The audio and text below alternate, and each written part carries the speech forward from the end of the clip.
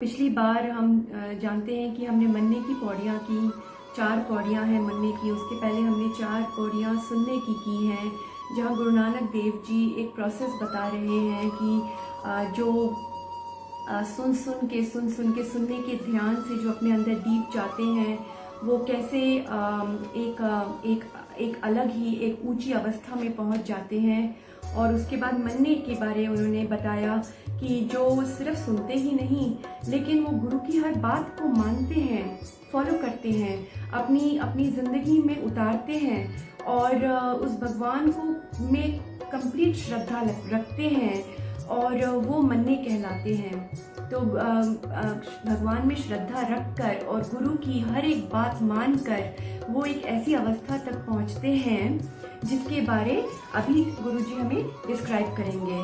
तो हम जानते हैं कि ऐसे लोगों को जिनकी एक ऊंची अवस्था हो जाती है, उन्हें मन्ने कहा गया था अभी तक। लेकिन इस संसार में उनका एक एनालॉजी, गुरुजी हमको बहुत सारे एग्जाम्पल्स देते हैं समझने के लिए। हम सांसारिक लोग हैं, हमें ये बहुत पोएटिक लैंग्वेज है, मेटाफोरिकल लैंग्वेज है गुरबानी की। तो इसको समझने के लिए, हमारी अंडरस्टैंडिंग कंप्लीट करने के लिए हमें बहुत सारे एग्जाम्पल्स गुरुजी देते हैं, ताकि हमें समझ में आए और हम इसे प्रैक्टिकली अपने जीवन में उतार पाएँ। तो गुरुजी कहते हैं कि जो ऐसे पहुंच के एक ओंकार को एक्सपीरियंस कर चुके हैं, जो हमेशा एक ओंकार से कनेक्टेड रहते हैं, ऐसे लोगों को पंच कहा जाता है। क्रिश्चियनिटी में या वेस्टर्न वर्ल्ड में दे आर कॉल्ड सेंट्स। अभी पंच एक बहुत ही प्राचीन काल का शब्द है। जैसे हमारे पंचायत होती है विलेजेस में, उसका क्या मतलब है? तो ये जो पंच शब्द है, ये जो पंच जो वर्ड है, इसका बहुत डीप कॉनोटेशन है, बहुत डीप मीनिंग है। और जो 600 साल पहले जो ये शब्द यूज़ किया गया है, ये उन लोगों के लिए यूज़ किया गया है जो स्पेशल लोग हैं, जो द चोजन वंस, जिन्हें चुना गया है एक स्पेशल पदवी रखने के लिए। हम जब पदवी के नाम के बारे बोलते हैं तो हमें इस संसार की पदवी का ध्यान आता है, विच इज़ ओके। इस संसार में भी वो पदवी रखते हैं और उस मालिक की दरगाह में भी वो पदवी रखते हैं। They are special people in God's good. तो ये उनके बारे गुरुजी आज हमें समझाएंगे।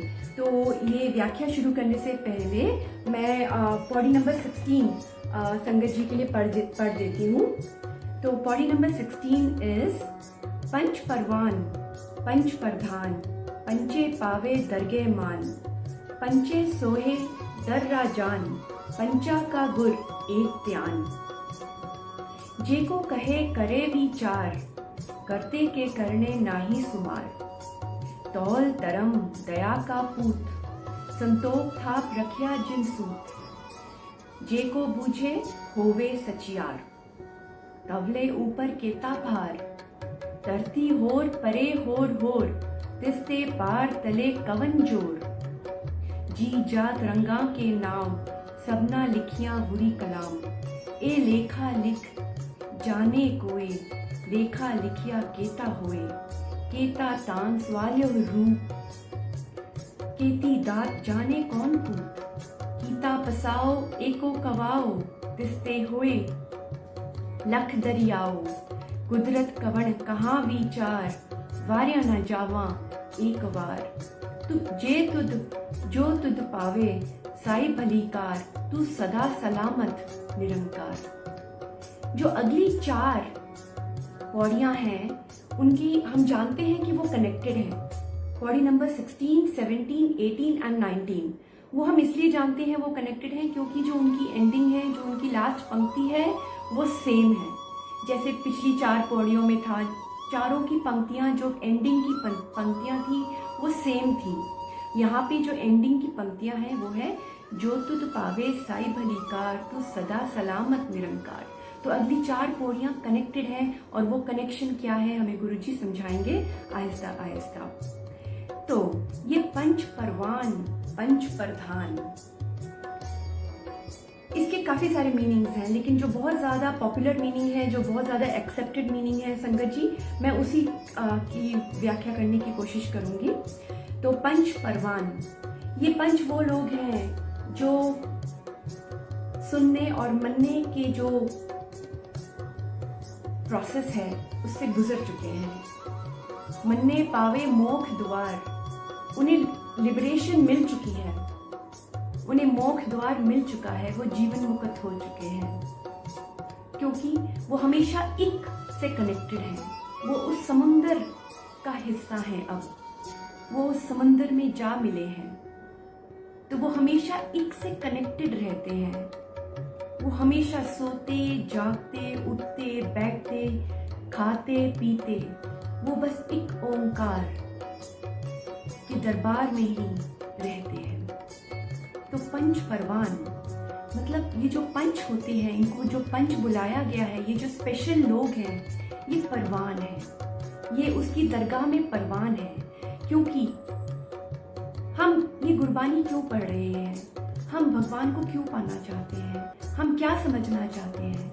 हम ये समझना चाहते हैं कि हम सच्चार कैसे हुए, ताकि हमें पर्पस ऑफ लाइफ समझ में आए।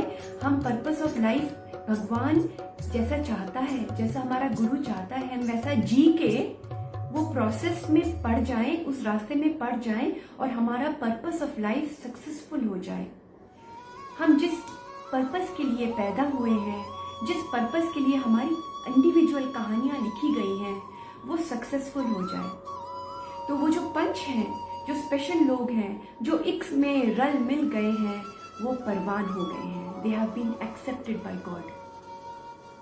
पंच परवान, पंच प्रधान, और वो प्रधान है, वो लीडर्स हैं, वो लीड करते हैं इस दुनिया को, इस कम्युनिटी को, इस पूरे जगत को। हम उनको देखते हैं कि वो हमें इस जिंदगी का मतलब सिखाएं। वो हम उन पर आस लगाते हैं कि वो हमें समझाएं कि जीने का सही तरीका क्या है। इसलिए वो पंच परवान, पंच प्रधान। पंचे पावे दरगे मान, इसमें कौन से दरगे की बात हो रही है? ये उस मालिक के दरगे की बात हो रही है। रिमेंबर, जीवन मुक्त, इसका मतलब वो अभी भी इस दुनिया में है, देही में है, लेकिन फिर भी एक से मिल चुके हैं। और जब वो एक से मिल चुके हैं तो वो इस दुनिया में ही नहीं, इस दुनिया में भी और उसके दरगाह में भी बहुत मान पाते हैं।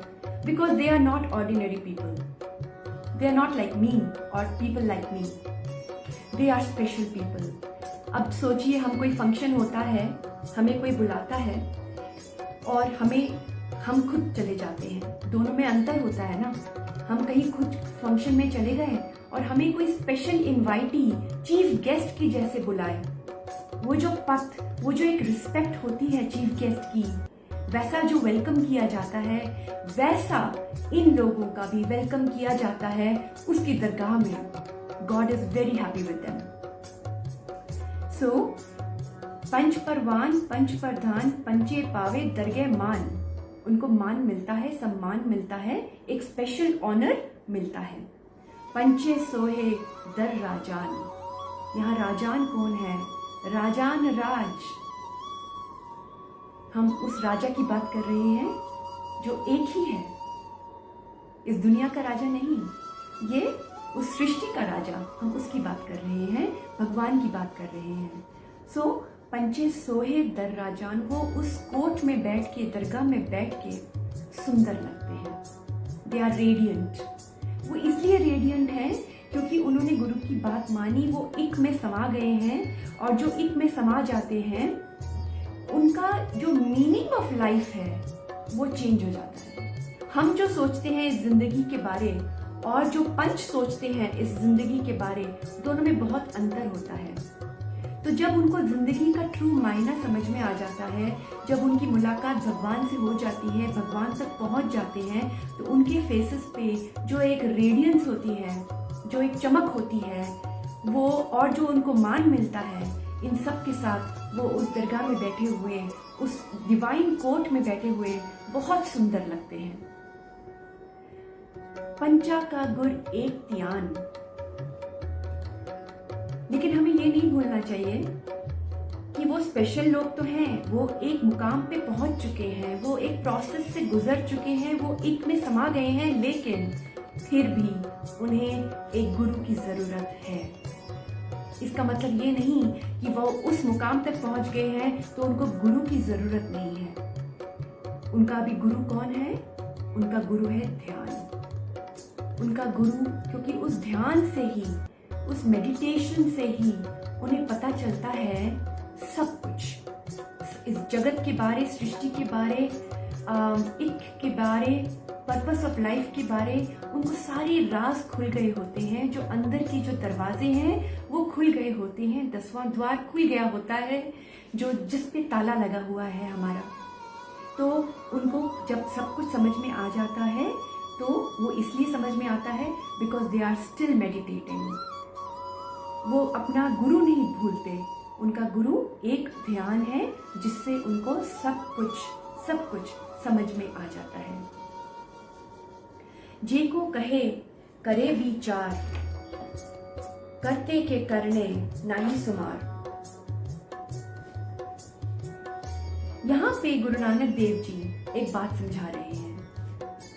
वो ये कह रहे हैं कि वो जो सेंट हैं, वो जो स्पेशल लोग हैं, वो जो पंच हैं, जो एक मुकाम पे पहुंच गए हैं, बहुत स्पेशल हैं, बहुत प्यारे हैं, लेकिन इसका मतलब ये नहीं कि वो अब सब कुछ इस सृष्टि के बारे एनालाइज कर सकते हैं, एस्टिमेट कर सकते हैं। वो इतनी समझ उनमें अब भी नहीं आती कि वो सब कुछ समझ के आपको बता दें। भगवान के जो राज हैं, जो भगवान की जो सृष्टि है, जो उसकी जो कृत है, वो उसको देखते हैं, क्रिएशन को देखते हैं और भगवान को प्यार करते हैं। वो जानते हैं कि ये जो क्रिएशन है, इसको एस्टिमेट करना पॉसिबल नहीं है, इसको एनालाइज करना पॉसिबल नहीं है, इसको क्वांटिफाई करना पॉसिबल नहीं है। We cannot quantify this universe, the energy in this universe, the number of planets, the expanse, ये सारा पसारा जो यूनिवर्स का है, ये हम कभी भी एस्टिमेशन नहीं कर सकते। तो यहाँ पे गुरु नानक देव जी हमें एक बात समझा रहे हैं, और वो ये समझा रहे हैं कि जो इस स्पेशल मुकाम में पहुंच गए हैं, वो भी भगवान से बहुत छोटे हैं। अभी हमें उतनी पावर नहीं दी गई कि हम भगवान के सारे राज, सारे हुक्म को समझ पाएं, क्रिस्टल क्लियर समझ पाएं, एक्यूरेटली समझ पाएं। अंदाजा जरूर लगा सकते हैं, हमें काफी सारे राज खुल जाते हैं, लेकिन सारा का सारा पसारा हमें समझ में आ जाए, वो पॉसिबल नहीं है। तो जे को कहे करे विचार, वो जितने मर्जी विचार कर लें, करते के करने नाही सुमार। जो करता है, करते के करने, जो कर्ता ने करना किया हुआ है, जो कृत बनाई हुई है, नाही सुमार, उसका हम एस्टिमेशन, उसका हम अंदाजा नहीं लगा पाएंगे और कभी भी नहीं लगा पाएंगे। लेकिन ऐसे कुछ लोग हैं जिन्होंने अंदाजा लगाने की कोशिश करी है। बहुत पहले ये अंदाजा लगाया गया था। ग्रीस में जो ग्रीक लॉर्ड हैं माने जाते हैं एटलस, और इवन इन इंडिया कहते हैं कि बहुत पहले ये माना जाता था कि जो धरती है वो खड़ी है एक धौले बैल पर। तो क्योंकि जो उस मुकाम तक पहुंच गए, वो एस्टिमेशन करना चाहते थे, वो और समझना चाहते थे, वो एनालाइज करना चाहते थे कि इतना जो भार है सृष्टि, ये धरती का, अर्थ का, वो कैसे है, वो कैसे लटक रही है, वो किसके ऊपर है वो भार। तो उन्होंने ये अंदाजा लगाया कि ये जो धरती है, ये टिकी हुई है एक धौले बैल के सींगों के ऊपर। और वेरी सिमिलर एक मीनिंग निकलता है ग्रीक फिलॉसफी से, जहाँ पे जो एटलस गॉड हैं, माना जाता है कि वो लोग मानते थे कि जो धरती है वो एटलस के कंधों पे टिकी हुई है, और जब वो अपने कंधे हिलाते हैं तब अर्थक्वेक आते हैं या कोई नेचुरल कैलामिटी आती है। तो ये बहुत सिमिलर है, लेकिन गुरु नानक देव जी इसको बहुत सॉफ्टली समझा रहे हैं कि ऐसा नहीं हो सकता। और उन्होंने ऐसा आउटराइट चैलेंज नहीं किया, क्योंकि इतना तो हमें पता है कि गुरु नानक देव जी ने ये कहा था कि ब्रह्मज्ञानी आप परमेश्वर, कि जो ब्रह्मज्ञानी बन जाता है वो परमेश्वर के निकट होता है, वो परमेश्वर ही कहा जाता है। और एक मिनट, मैं निकालने की कोशिश कर रही हूँ। हाँ जी, तो जब वो समुद्र में मिल गए होते हैं, तो जब वो एस्टिमेशन करने की कोशिश कर रहे होते हैं, गुरु नानक देव जी उनको थोड़ा सा चैलेंज करते हैं इन अ वेरी सॉफ्ट वे।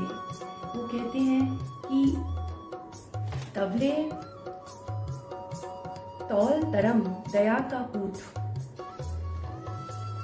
कि ठीक है, मान लिया कि धौल बैल ने इस धरती को संभाला हुआ है, मान लिया कि धौल ने संभाला हुआ है, लेकिन वो जो धौला बैल है वो और कुछ नहीं, वो धर्म है।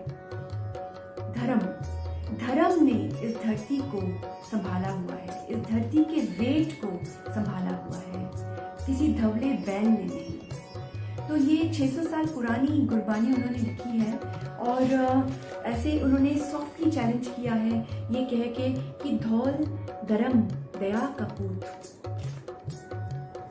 जो धर्म है उसको भी डिफाइन किया है कि धर्म क्या होता है। हर चीज का एक धर्म है। इस सूर्य का धर्म है कि उसे गर्मी देनी है, उसे लाइट देनी है। इस पानी का धर्म ये है कि उसे प्यास बुझानी है। इस आग का धर्म ये है कि उसे जलाना है, उसे पकाना है। और ऐसे हर एक चीज के, हर एक कृत के एक धर्म लिखा गया है। तो जो धर्म है वो क्या है, उस धर्म के बेसिस पे ये जो धरती है उसका भार टिका हुआ है। ये धर्म और कुछ नहीं, उस मालिक का हुक्म है। एक नेचुरल लॉ है, एक नेचुरल प्रोसेस है, एक यूनिवर्सल लॉ है जिसपे इस पूरी धरती का भार टिका हुआ है। तो गुरु नानक देव जी वही समझा रहे हैं कि धौल धर्म दया का पूत। और धर्म क्या है? धर्म दो चीजों से बना है। अगर धर्म एक कंबल है तो उसमें 2 टाइप के धागे पिरोए हुए हैं, और इस 2 टाइप के धागों से बना हुआ है। एक है दया और एक है संतुष्टि, संतोष। गुरु नानक देव जी बोल रहे हैं दया और संतोष, ये दोनों वर्च्यूज जो हैं, ये दोनों क्वालिटीज जो हैं, ये मेन क्वालिटीज हैं, ये मेन गुण हैं। और जो ये समझ जाता है कि जो धर्म है वो और कुछ नहीं, वो एक पुत्र है दया का, क्योंकि दया इज कंपैशन और संतुष्टि इज सेटिस्फैक्शन। क्योंकि सिक्खी के, अगर हम समझें, सिक्खी के 2 पिलर्स हैं, सेवा और सिमरन। वो इसलिए क्योंकि जिसमें दया नहीं वो सेवा नहीं कर सकता, और जिसमें संतुष्टि नहीं वो सिमरन नहीं कर सकता। अपने से पीछे को, अपने से वीक को देखकर, किसी भी मामले में कोई अगर इंसान हमसे वीक है, इंसान या पशु पक्षी या कोई भी एक जीव जंतु हमसे वीक है, तो उसको देखकर अगर हम में दया नहीं आई तो हम सेवा नहीं कर पाएंगे। और अगर हमसे जो स्ट्रांग है, किसी भी मामले में स्ट्रांग, अगर उसे देखकर हमें संतुष्टि नहीं आती तो हम सिमरन नहीं कर पाएंगे। फिर हम माया की तरफ दौड़ते रहेंगे। इसलिए सेवा और सिमरन साथ साथ चलते हैं। दया और संतुष्टि ऐसे वर्च्यूज हैं जो अगर हम अपने में डाल लेते हैं तो ये हम सचियार बन जाएंगे। That is what Guru Nanak Dev ji is saying. और यही धर्म है और यही हुक्म है। बात बात पे, बीच बीच में, जैसे गुरु जी ने पहले भी कहा था कि वाणी में बीच में अगर हम समझे वाणी को डीप तो हुक्म लिखा हुआ है। काफी हद तक हुक्म हम समझने की कोशिश करें तो हुक्म समझने वाली चीज है, तो अगर हम समझेंगे तो वो हम हाँ में कहे ना कोई, अब उसमें हमारी ईगो नहीं रहेगी, क्योंकि हम समझेंगे कि हम तो है ही नहीं, ये मालिक ने सब कुछ बनाया है, और हमें अपना पर्पस ऑफ लाइफ समझ में आ जाएगा। तो धौल धर्म दया का पूत, तो धौला बैल और कुछ नहीं, वो आउटराइट ऐसे नेगेटिव बात नहीं कर रहे कि कोई धौला बैल नहीं है, वो बहुत सॉफ्टली ये बात को सामने लाने की कोशिश कर रहे हैं कि अगर कोई धौला बैल है तो वो धौला बैल बैल नहीं है, वो धर्म है, और वो भगवान का धर्म है, भगवान का हुक्म है, जिससे ये धरती नहीं लाखों धरतियां टिकी हुई हैं, लटकी हुई हैं, बीच स्पेस में लटकी हुई हैं, without any weight below them. संतोख थाप रखिया जिनसूत, संतोख थाप रखिया जिनसूत, अभी जिसकी बात हुई थी, संतुष्टि के सूते से, के धागे से सब बंधा हुआ है। जो हुक्म समझ जाए कि दया और संतुष्टि हमें अपने जीवन में प्रायोरिटाइज करनी चाहिए, जिससे सेवा और सिमरन हमें करना चाहिए, तो ये बूझ जाता है। गुरु नानक देव जी ये कह रहे हैं, जे को बूझे होवे सचियार। तो पहले पौड़ी में हमने कौन सा क्वेश्चन देखा था? हमने ये क्वेश्चन देखा था कि हम सचियार कैसे बन सकते हैं। किफ कूड़े टुट्टे पाल, किफ सचियारा होइए, किफ कूड़े टुट्टे पाल। तो बीच बीच में जैसे हमने पहले डिस्कस किया था, गुरु नानक देव जी इस क्वेश्चन का आंसर करते रहते हैं through out Japji Sahib ji and throughout Gurbani of course. तो आगे बढ़ते हैं। संतोख थाप रखिया जिन सूत, जेको बूझे होवे सचियार, तवले ऊपर केता भार। वो एक बार फिर ये क्वेश्चन पूछते हैं, वेरी सॉफ्टली सामने लाने की कोशिश करते हैं। ये जो एक इशू था उस समय कि तवले ऊपर केता भार, अगर धवल बैल है तो वो कितना भार उठा सकता है, धवले बैल के ऊपर कितना भार है। और धरती होर परे होर, तो ही is just bringing out with logic a question कि अगर एक बैल है तो बैल का भार किसने संभाला हुआ है। इसका मतलब धरती होर परे होर, एक और धरती है उस बैल के नीचे, फिर एक उस धरती को भी बैल ने संभाला हुआ है, फिर उस बैल के नीचे एक धरती है, फिर उस बैल, तो ऐसे ही करते रहेंगे तो लास्ट वाला जो बैल आएगा या धरती आएगी, उसे किसने संभाला हुआ है। तो ये क्वेश्चन पूछ रहे हैं ताकि लोग सोचें इसके क्वेश्चन के आंसर के बारे में, और वो इसलिए ला रहे हैं ये इशू सामने क्योंकि ये एक मिथ है। This was not true and today science has proven that this is not true.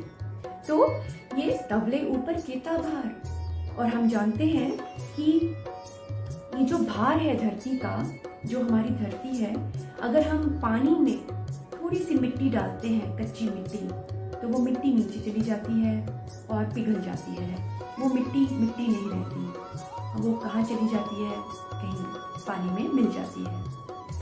लेकिन ये जो पूरी धरती है, हमारी जो अर्थ है, कच्ची मिट्टी पानी की परत के ऊपर ही तो पड़ी हुई है, कभी नहीं गलती, कभी पानी में जाके नहीं मिलती, और कभी भी डूबती नहीं है। हम कहते हैं ना अंडरग्राउंड वाटर है, तो ये अंडरग्राउंड वाटर पूरी धरती में है, और इतने अंडरग्राउंड वाटर है कि उसका लेवल भी हम कई बार एस्टिमेट नहीं कर सकते। बहुत डीप ओशंस भी हैं इस लैंड के नीचे, जो साइंस अभी आस्ते आस्ते प्रूव कर रही है। तो ये जो कच्ची मिट्टी के ऊपर हम रहते हैं, ये पानी के ऊपर ही तो है। तो कितनी धरतियां हैं, और ये सिर्फ कच्ची मिट्टी पानी के ऊपर नहीं है, ये तो उसके हुक्म के साथ ही टिका हुआ है ना। नहीं तो अगर साइंस का तो एक ही लॉ हो सकता है, उसका कॉन्ट्रेरी लॉ तो नहीं हो सकता। अगर साइंस में ये प्रूवन है कि मिट्टी पानी से हैवी है और वो पानी में सिंक कर जाती है, डिसॉल्व हो जाती है, नीचे चली जाती है, तो फिर हमारी जो पूरी लैंड मास है वो पानी की परत के ऊपर पड़ी हुई है। कैसे पड़ी हुई है? ये उस मालिक के हुक्म के साथ ही तो पड़ी हुई है।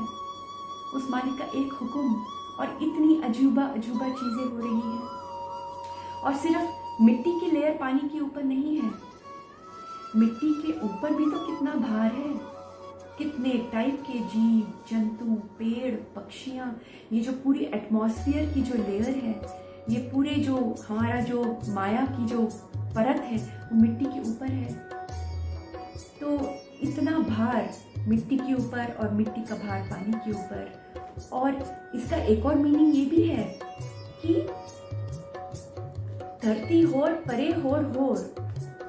इसका एक और मीनिंग ये बैठता है, गुरु नानक देव जी ये पूछ रहे हैं कि एक धरती थोड़ी है, हमारी धरती अगर धवले बैल ने संभाली हुई है तो कितनी धरतियां हैं? धरती होर परे होर, लाखों करोड़ों अरबों खरबों धरतियां हैं। ये गुरु नानक देव जी ने 600 साल पहले बोला है। तो वो उनका भार किसने संभाला हुआ है? धवले बैल ने? तो बोलते नहीं, ये सब उस मालिक के डिवाइन लॉ, उस मालिक के हुक्म, नेचुरल लॉ, यूनिवर्सल लॉ, उसने संभाला हुआ है। किसते पार तले कवन जोर, ये तो मैं अभी डिस्कस कर चुके हैं हम लोग कि अगर धरती के नीचे बैल है, बैल के नीचे फिर धरती है, धरती के नीचे फिर बैल है, और ऐसे अगर चलता रहेगा तो उस सबसे लास्ट में जो आता है उसके भार के नीचे कवन जोर, उसके नीचे कौन सा जोर है? इसीलिए वो एक सॉफ्ट क्वेश्चन के तौर पे ये इशू, ये मुद्दा सामने रख रहे हैं कि नहीं, धरती जो है वो उस भगवान के लॉ पे ही चल रही है। और हमें एस्टिमेशन नहीं लगाना चाहिए, क्योंकि हम एस्टिमेट नहीं लगा पाएंगे उस मालिक के हुक्म का पसारा। जो गुरु नानक देव जी को तो सब कुछ पता था, वो एक ओंकार के अंदर ही थे, वो एक थे। और कितना उन्होंने, जपजी साहब ने पहले ऑलरेडी बोला हुआ है कि जो मन में हैं उनको भवन दिख जाते हैं, धरतियाँ, सृष्टि, गैलेक्सीज सब समझ में आ जाता है, जो सुनते हैं, जो मानते हैं। ये ऑलरेडी पंक्तियाँ दी हुई हैं जपजी साहब जी में। तो ये he already knows about it. Here he is not trying to prove that he knows everything, he is just trying to clarify some issues which have come up because some people are trying to estimate, क्योंकि वो उस level पे पहुंच चुके हैं। जी जात रंगा के नाम, सबना लिखियां बुरी कलाम। जी जात रंगा के नाम, कितने टाइप ऑफ जी हैं, लाइफ, जात, कैटेगरीज ऑफ लाइफ। रंगा के नाम, इतने कैटेगरीज हैं, इतने टाइप, इतनी वैरायटीज ऑफ लाइफ हैं कि हमें उनका एस्टिमेशन नहीं हो सकता, और ना है, आज तक नहीं है। हम रोज कुछ ना कुछ पढ़ते हैं कि ये एक नई स्पीशीज मिली है, एक नया कीड़ा मिला है, हवा में उड़ने वाला पक्षी है, जमीन पे रेंगने वाला एक कीड़ा है, जमीन के अंदर रहने वाला एक सांप है, एक हम लोग हैं, मनुष्य हैं, कितने रंगों के, कितने टाइप के, कितने लाखों अरबों हम लोग हैं, जिसकी कौन जीव रोज जन्म रहा है, कौन किसकी मौत हो रही है, कोई किसी का एस्टिमेशन, कोई क्वांटिफाई नहीं कर सकता ये बात। जी जात रंगा के नाम, ये गुरु नानक देव जी ये उन लोगों की बात कर रहे हैं जो उस मालिक को प्यार करते हैं, उसकी कुदरत देखकर, उस मालिक के हुक्म का पसारा को थोड़ा सा अंदाजा लगाते हैं, एस्टिमेशन नहीं करते, एनालाइज नहीं करते, क्योंकि उसको करने की शक्ति हम में नहीं है। लेकिन वो उस मालिक तक पहुंचना चाहते हैं इस कुदरत को देखकर, इस कुदरत को एप्रिशिएट कर कर कि ये कुदरत, अगर हम, ये ऐसी कुदरत है जो कुदरत की लिखा और पढ़ा नहीं कर सकते, हम कुदरत को क्वांटिफाई नहीं कर सकते, हम उसकी कृत को समझ नहीं सकते, तो हम उस मालिक को कैसे समझ सकते हैं जिसने ये सब बनाया। इतने गैलेक्सीज और गैलेक्सीज बनाए, इतना एक्सपेंस है, उस मालिक को समझना बहुत, कितना बड़ा, कितना महान है। गुरु नानक देव जी सिर्फ एक पॉइंट सामने ये ला रहे हैं कि हम अपने एवरीडे लाइफ में, हम अपनी जिंदगी में ये भूल जाते हैं उस मालिक का स्केल, मैग्नीट्यूड, इस यूनिवर्स का पसारा is unimaginable. No scientist has been able to find it, and no scientist can ever find out ये यूनिवर्स के एंड पॉइंट्स कहाँ पे हैं। तो ये वो लोग हैं जो ये यूनिवर्स देखकर एकदम ओवरवेल्म हो जाते हैं, बहुत खुश हो जाते हैं, बहुत चौकन्ने हो जाते हैं और उस मालिक के हुक्म के बारे, उस मालिक के गुण गाते हैं और उसको समझने की, उसके अंदाजे लगाने की कोशिश नहीं करते, लेकिन उस मालिक को और भी प्यार करते हैं और पावरफुल समझते हैं। सब ना लिखियां बुरी कलाम, इतने सारे लोग, इतनी सारी जातियां, जाति मतलब कैटेगरीज ऑफ स्पीशीज जो हैं, इतने सारे एनिमल्स, फ्रूट्स, वेजिटेबल्स, पेड़, एक एक पत्ता अलग है, एक एक पेड़ अलग है, हर एक पेड़ की शेप अलग है, हर एक घास अलग है। हम ह्यूमन बीइंग्स जो हैं, ना हमारे जैसा कोई है, ना हमारे जैसा कोई था, हमारी कहानी अलग है। Each one of us are different, unique. हर एक जानवर अलग है, हर एक की कहानी अलग है। सब ना लिखियां बुरी कलाम, लेकिन वो मालिक कितना कितना ज़्यादा पावरफुल है कि ना ही वो इतने सारी क्रिएशन क्रिएट करता है, एक एक इंडिविजुअल क्रीचर के माथे पे उसकी किस्मत और उसका जो हुक्म है वो लिख के भेजता है। किस्मत नहीं बोलना चाहिए, क्योंकि किस्मत अलग एक व्याख्या होगी। किस्मत नहीं, उसका जो लेखा है, उसका जो हुक्म है वो लिख कर उसके माथे पे वो मालिक भेजता है। और जो मालिक ने लिख दिया उस इंडिविजुअल के माथे पे उसका हुक्म, वो कोई चेंज नहीं कर सकता। किसी में भी इतनी हिम्मत नहीं कि उस मालिक के लेखे को बदल दे। अगर धरती को गोल घूमना है तो वो घूमे जा रही है, हु नोज कब से घूम रही है। क्रिश्चियनिटी फेथ में कहते हैं या वेस्टर्न फेथ में, ये जो धरती है सिर्फ 6000 साल पुरानी है। जो साइंटिस्ट कहते हैं वो कहते हैं कि यूनिवर्स रैंडम है, इसमें कोई कॉन्शियसनेस नहीं है। लेकिन कुर्बानी ये कहती है कि ये धरती 6000 साल पुरानी नहीं, ये धरती millions and millions and billions of years old है। और ये आज साइंटिस्ट प्रूव कर रहे हैं। आज तो फॉसिल्स आ गए हैं, 600 साल पहले तो कोई फॉसिल्स नहीं थे। आज फॉसिल्स हैं जिन्होंने प्रूव किया है कि ये धरती millions and billions years old है। तो कुर्बानी कहती है ये धरती बहुत पुरानी है, और ये धरती जो कॉन्शियसनेस की बात कर रहे हैं, जो उसके हुक्म की बात कर रहे हैं, जो कुछ साइंटिस्ट समझते हैं कि कोई कॉन्शियसनेस नहीं है, ये रैंडम है, बस अपने आप हो ही जा रहा है। जी नहीं, गुरबानी कहती है कि अपने आप नहीं हो रहा, it is not random, it is a divine plan. हर चीज़ एक ब्यूटीफुल प्लान और उस मालिक के हुक्म से चल रही है। और ना ही इस पूरे सृष्टि में, इस यूनिवर्स में, इस ब्रह्मांड में कॉन्शियसनेस है, इस पूरे ब्रह्मांड में एक इमोशन भी है। ना ही कॉन्शियसनेस है, एक इमोशन भी है, और वो इमोशन है प्यार का। वाक्या पाओ अपार, चौथी पौड़ी में हमने डिस्कस किया था। ये एक भाषा है प्यार की जो सारे समझते हैं, प्लांट्स, एनिमल्स, ह्यूमन बीइंग्स, ये सारे प्यार की भाषा से चले आ रहे हैं। और उसी प्यार से दया और संतुष्टि का जन्म भी होता है।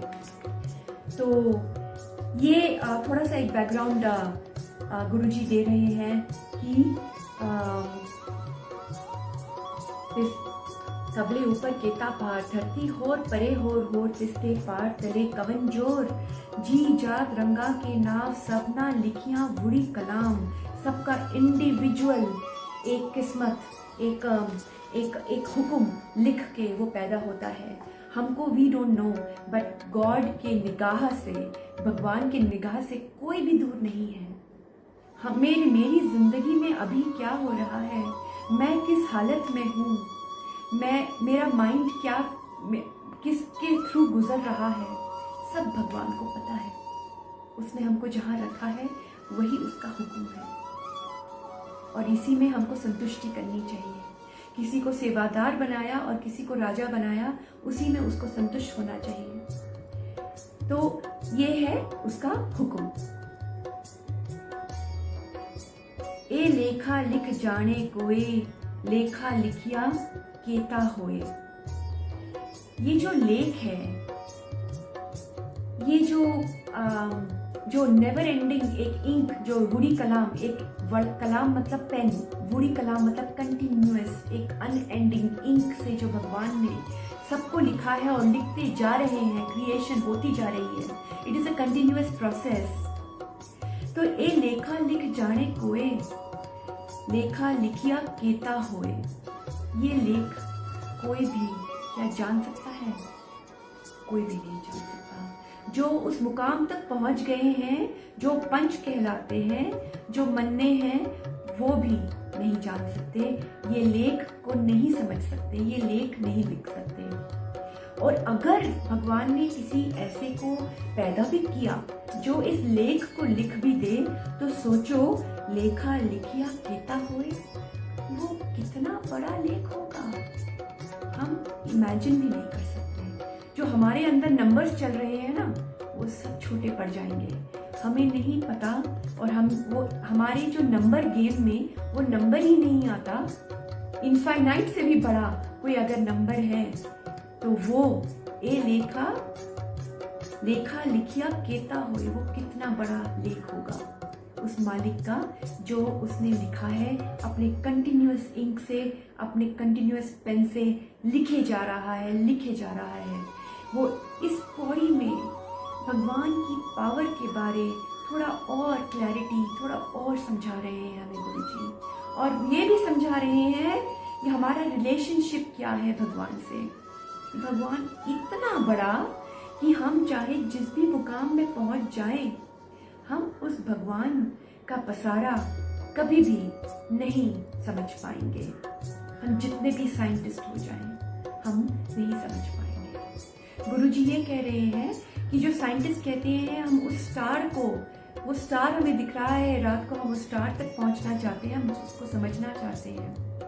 तो गुरुजी ये कह रहे हैं कि जो साइंटिस्ट हैं उनकी जो थिंकिंग है वो स्टार तक है, लेकिन जो उससे भी आगे बढ़ चुके हैं उनकी थिंकिंग उससे कनेक्ट करने में है जिसने उस स्टार को बनाया।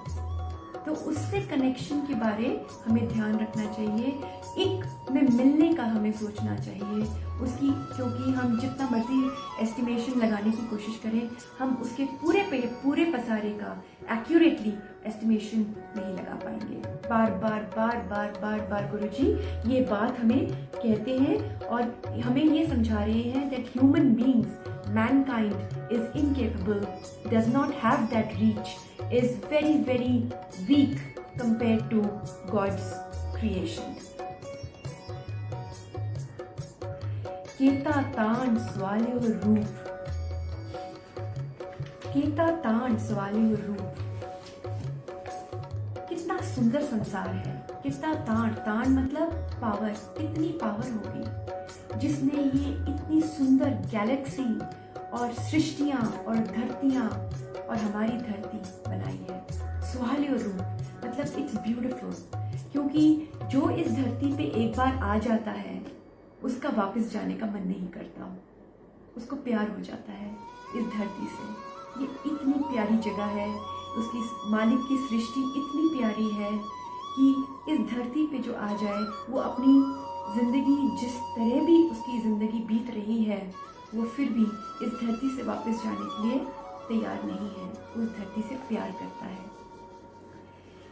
केता तान स्वाल्यो रूप, केती दात जाने कौन को।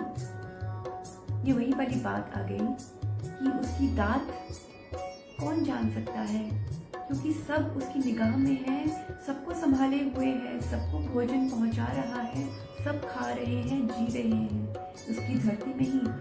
हम लोग अपने ऊपर सोचते हैं हम यहाँ काम कर रहे हैं, वहाँ काम कर रहे हैं, लेकिन जो प्लांट्स हैं, एनिमल्स हैं, वो भी तो जी रहे हैं, वो तो कोई नौकरी नहीं करते, वो भी तो खा रहे हैं, अपने रोज का भोजन खाते हैं, पानी के नीचे रहते हैं, जमीन के नीचे रहते हैं, पत्थर के नीचे रहते हैं, दूर आसमान में रहते हैं, लेकिन अपना भोजन रोज खाते हैं। तो भगवान ने सबको संभाला हुआ है।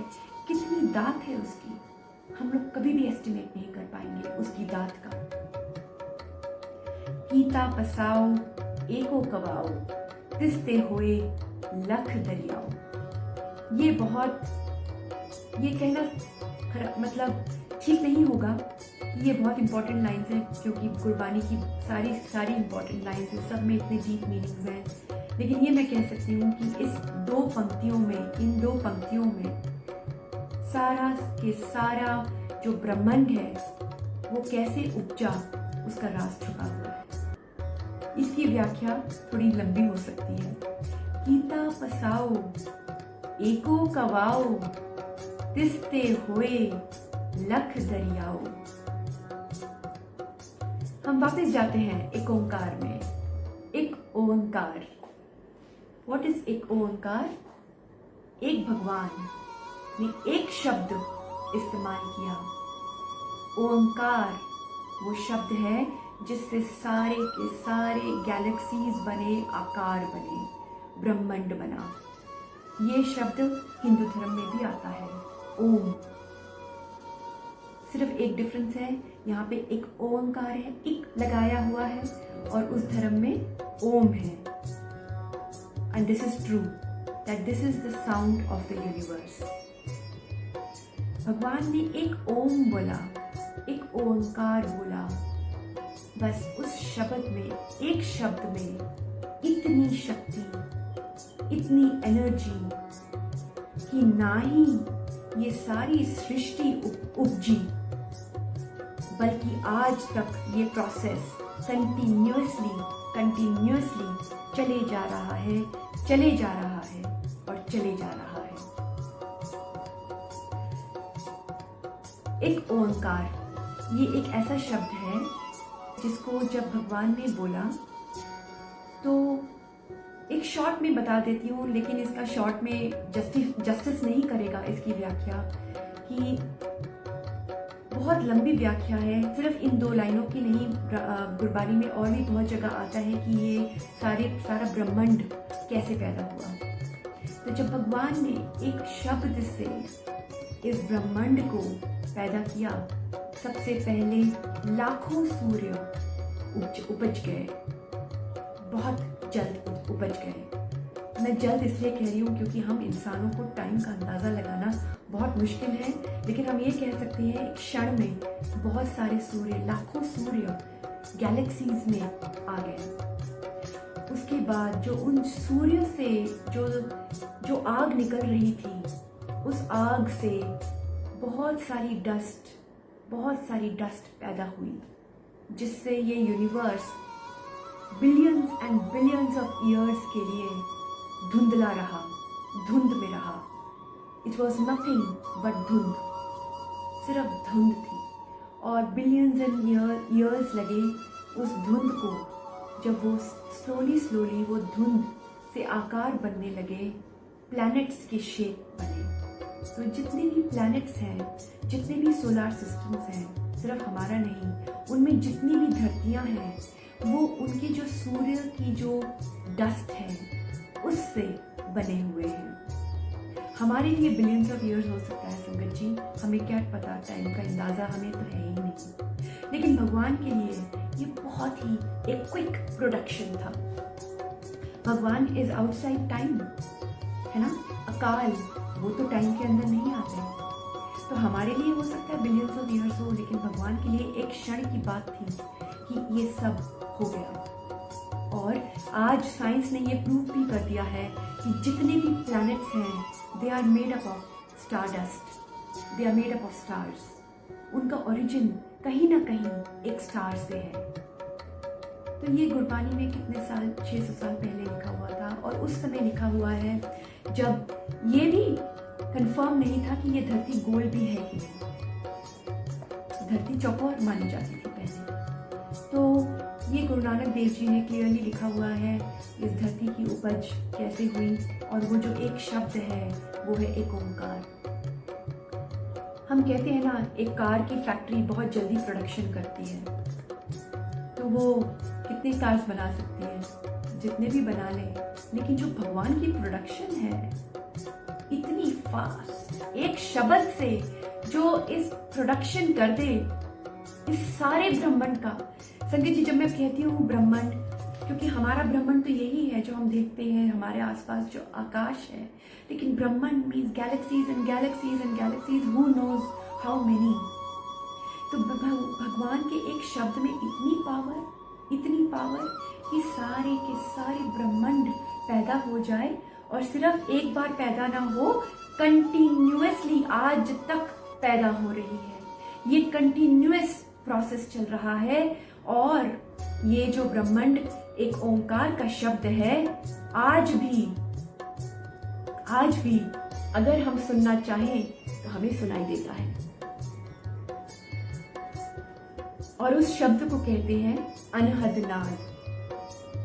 हर मनुष्य के अंदर, गुरबानी में ये तो लिखा हुआ है कि हर मनुष्य के अंदर ये अनहद नाद जो शब्द है, एक साउंड है, एक नाद है। अनहद इसलिए क्योंकि infinite, it's still going on and it will go on forever. उस क्रिएशन का जो साउंड है, जो शब्द है, वो हम सबके अंदर आज भी है। जो मेडिटेशन करते हैं उनको पता होगा अनहद नाद के बारे, और जो मेडिटेशन नहीं करते वो इस शब्द की खोज में मेडिटेशन शुरू कर सकते हैं। क्योंकि जब अपना मन हम चुप करते हैं, जब हम अपने थॉट्स को रोकते हैं, जब हम एक ओंकार में मेडिटेट करने की कोशिश करते हैं, भगवान में अपनी लिव लगाने की कोशिश करते हैं, जब हमारे जो बुरे कर्म हैं थोड़े थोड़े आहिस्ता आहिस्ता धुल जाते हैं, धुल गए होते हैं, तब हमें उस शब्द के दर्शन होते हैं। आंखों से नहीं, हमें सुनाई देता है। और वो जब हमारा 10वां द्वार खुलता है, कहते हैं कि वो पंच शब्द सुनाई देते हैं, 5 किस्म के sounds. These are sounds of creation, these are sounds of God.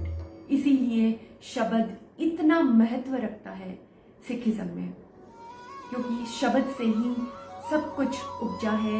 In fact Hinduism में भी, क्योंकि वहाँ भी ओम माना जाता है। और गुरुजी, जब हम गुरुजी का दरबार लगाते हैं, हमारे प्यारे गुरुजी का एक ओंकार और ओम दोनों साथ साथ वहाँ रखते हैं हम। इसका बहुत डीप मीनिंग होता है, कई बार हम समझते नहीं हैं, लेकिन ये सिर्फ 2 धर्मों का प्रतीक नहीं है, इसका बहुत डीप मीनिंग है। इसीलिए जो एक ओंकार का शब्द होता है उसमें बहुत ज़्यादा पावर होती है, बहुत ज़्यादा पावर होती है। उसको, एक ओंकार को हम बार बार अगर दोहराएं तो हम अलाइनमेंट कर सकते हैं उस यूनिवर्सल पावर के साथ और उस एक के साथ जिसने ये यूनिवर्स बनाया। तो ये तो बहुत शॉर्ट में मैंने बोलने की कोशिश करी है, नॉलेज भी मेरी लिमिटेड है, लेकिन इसके बारे तो we can just go on and on and on and on. तो और हाँ, ये कहा गया है कि कीता पसाओ एको कवाओ, एक हो कवाओ, मतलब एक कहने से कीता पसाओ, सारा पसारा उन्होंने किया। तिस्ते हुए लख दरियाओ, तिस्ते हुए लख दरियाओ, दरिया मतलब reverse of life, not the physical. ये जो रिवर्स है सिर्फ वो नहीं, रिवर्स ऑफ लाइफ। रिवर्स क्यों बोला गया है? क्योंकि जब आप कार की प्रोडक्शन करते हैं तो एक कार में से दूसरी कार नहीं निकलती, आपको फिर क्रिएशन करनी पड़ती है, आपको फिर प्रोडक्शन करनी पड़ती है, शुरू से शुरू करना पड़ता है। लेकिन जो भगवान ने क्रिएशन क्रिएट करी है उसकी कंटिन्यूटी है, उसकी दरिया है। एक ह्यूमन बीइंग से ह्यूमन बीइंग निकलता है, एक शेर से शेर निकलता है, एक सांप से सांप निकलता है। तो ये जो दरिया है ये चले जा रहा है। उसने अपने कृत में, अपने क्रिएशन में इतनी पावर रखी है कि वो क्रिएट करता रहे। Creation will start creating and will be never ending till God wants. तो इतने दरिया, उन्होंने लाइफ की दरिया शुरू कर दी। और हमें दरिया का मतलब क्या पता, इस धरती के बारे हम बात करते हैं जिसमें इतनी सारी लाखों लाखों दरियाएं हैं, और भी धरतियां हैं और भी हैं, तो उनकी भी तो दरिया हैं। तो भगवान ने कितना कुछ संभाला हुआ है। और कुदरत कवण कहाँ विचार, वार्या ना जावा एक बार। कुदरत कवण कहाँ विचार, मतलब मैं कुदरत के बारे कहाँ विचार कर सकता हूँ। इसीलिए गुरु नानक देव जी जो सब कुछ जानते हैं वो भी ये कह रहे हैं कि मैं कुदरत के बारे क्या विचार करूं, मैं उस भगवान का विचार करने लायक ही नहीं हूँ। मैं नहीं कर सकता उसका विचार। मेरे में पावर नहीं है, किसी में भी पावर नहीं है कि उस भगवान का विचार कर ले। इस सृष्टि जैसे उसने उपजाई है एक शब्द से, लाखों दरियाओं ऑफ लाइफ उस भगवान ने शुरू करी है, और जिसकी हमें कोई गिनती नहीं है। कितने पैदा हो रहे हैं, कितने मर रहे हैं, जो भी पैदा हो रहा है अपना लेखा लिख के पैदा हो रहा है। भगवान ने उसे संभाला हुआ है, सब कुछ संभाला हुआ है। ये इसका हमको कभी भी लेखा हम नहीं लिख सकते, हम इसका कभी भी विचार नहीं कर सकते। वार्या ना जावा एक बार, मैं तो इस काबिल भी नहीं हूँ कि मैं एक बार भी बलिदान कर दूं आपको इस कुदरत को। मेरे में इतनी भी शक्ति नहीं है कि एक बार भी मैं बलिदान के लायक हूँ। इसके बहुत सारे मीनिंग्स हो सकते हैं संगत जी। वार्या ना जावा एक बार, लेकिन this is the most popularly accepted कि मैं इतना छोटा हूँ कि मैं एक बार भी अपने आप को बलिदान क्या करूँ, मैं उस लायक भी नहीं हूँ। जे तुद पावे साई भली कार, इसलिए जो तुझे अच्छा लगता है मालिक वो मुझे अच्छा लगता है। Because I cannot reach to understand your capacity, your capability, your power, your gifts। मैं क्योंकि तुझे समझ नहीं सकता, तेरी पावर इतनी ज्यादा है और मैं बहुत छोटा, इसलिए जो तू कर रहा है ना वही मान के चल रहा हूँ, वही बेस्ट है। That is the best. Can we create anything? हम एक पेड़ बना सकते हैं, एक पत्ता भी बना सकते हैं, एक पत्ता भी नहीं बना सकते। हमारे में क्या पावर है? तो जे तुद पावे साई भली कार, इसीलिए थोड़ा सा एक्स्ट्रा बोल देती हूँ। जो सिख धर्म है इसलिए वो लोग बाल भी रखते हैं, क्योंकि जैसा भगवान ने बना दिया दाढ़ी मूछें और बालों के साथ, केशों के साथ, भगवान को वो अच्छा लगता है। इसलिए मैं कौन होता हूँ तुझे बोलने वाला कि तूने जो बनाया वो ठीक नहीं बनाया, इसलिए मैं अपने केश और दाढ़ी काटूंगा। इसलिए जो तुझे अच्छा लगता है, थोड़ा सा ये मैंने लॉजिक इसलिए समझाया क्योंकि ये व्याख्या में आया है। जो तुद पावे साई भली कार, इसलिए whatever is good for you is good for me. That is why whatever you have created is the best. Who am I to जज योर क्रिएशन? तू सदा सलामत निरंकार। इस पूरी सृष्टि को देख के, इस ब्रह्मांड को देख के, तेरा जो नेचर है, तेरा जो कुदरत है, उसे देखकर, वो तो कुदरत तो कंटिन्यूअस प्रोसेस है। वो एक क्षण में उपज जाती है और एक शब्द से खत्म भी हो जाती है। ऐसा पता नहीं कितनी बार भगवान ने किया है, कुर्बानी में लिखा है। तो ये कुदरत तो चेंज होने वाली है। Nothing is the same, nothing is the same. एक नदी भी सेम नहीं रहती अगले दिन। वो पानी चेंज हो चुका होता है, उसका जो पानी का जो तला है, नदी का तला, जो बेड, रिवर बेड, वो भी, उसकी मिट्टी भी उठ के चेंज हो चुकी होती है। जो उसमें जीव जात, उसके जो डिफरेंट फिशेस रहती हैं, उसने भी अपनी लोकेशन चेंज कर ली होती है। और जो रिवर है उसका डायरेक्शन भी स्लोली चेंज हो रहा होता है। कुछ 1000 years के बाद देखेंगे तो उस रिवर का डायरेक्शन विल बी डिफरेंट, उस सेम डायरेक्शन से नहीं जाती है नदी। तो जब सब कुछ चेंज हो रहा है, सूर्य भी एक दिन नहीं रहेगा, हम तो रहेंगे ही नहीं, पेड़ भी नहीं रहेगा, ये डायनासोर नहीं है, अभी कितना कुछ नहीं है। खैर डायनासोर तो मैंने खुद से बोला, उसकी गुरबानी में कोई मेंशन नहीं है। तो सब कुछ जब चेंज हो रहा है तो तू सदा सलामत निरंकार, लेकिन जो उस सृष्टि को पैदा करने वाला तू है, तू सदा सलामत है।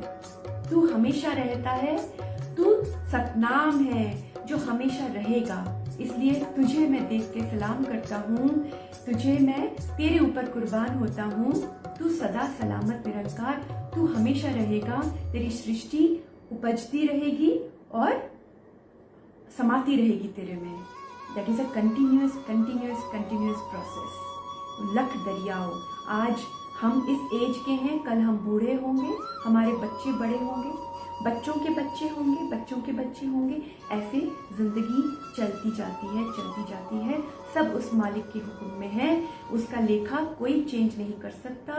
एक शेर मर जाएगा लेकिन घास नहीं खाएगा, एक बकरी मर जाएगी लेकिन मांस नहीं खाएगी। तो ये एक आग कभी भी हमेशा गर्म करेगा, शीतल नहीं करेगा। पानी हमेशा प्यास बुझाएगा, आग को बुझाएगा। तो हर चीज लिखी हुई है, उसकी पावर हम नहीं एस्टिमेट कर सकते। हम जिस लेवल तक भी पहुंच जाएं, हम फिर भी उस मालिक से बहुत छोटे रहेंगे।